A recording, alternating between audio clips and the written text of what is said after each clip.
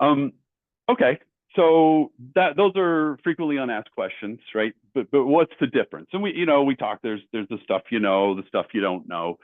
I tried to trying to think like an information architect, you guys. I'm a marketer, all right? But I'm really doing my best to meet you guys where you are. And if this part sounds a little weird, it's because I don't quite understand it. Don't hold that against Sherry. This is all me.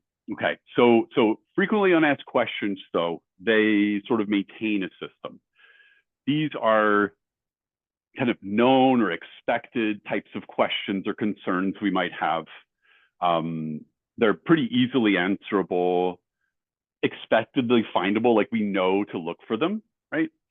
So in my discipline in search engine optimization, we think of these as, the frequently searched queries, right? So this is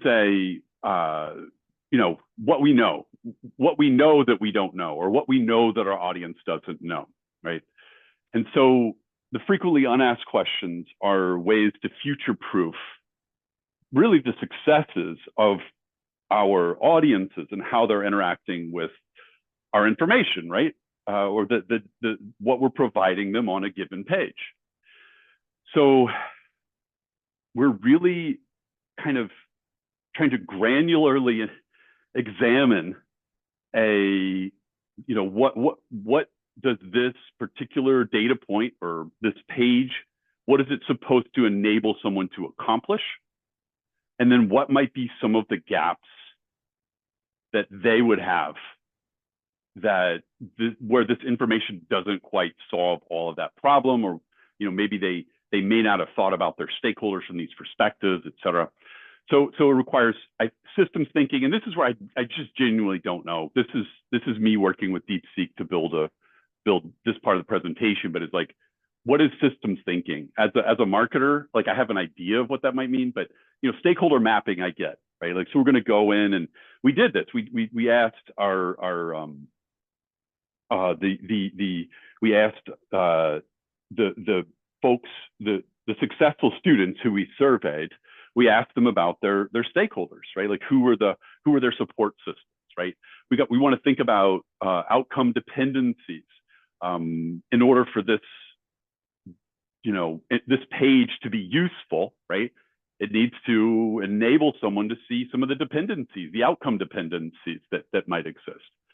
And then, they label, organize, and display anticipatory pathways. So I'm just reading here. But an example would be, from this perspective of the prospective student, how do I best renegotiate caregiving? This is hard. This is hard work.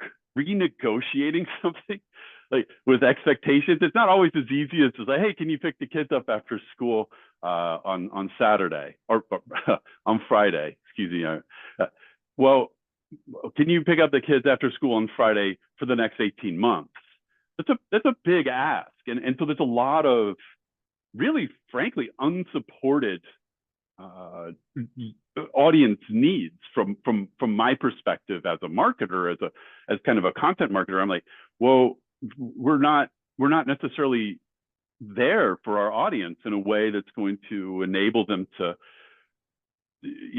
support their stakeholders, right? Like the support really does need to go both ways.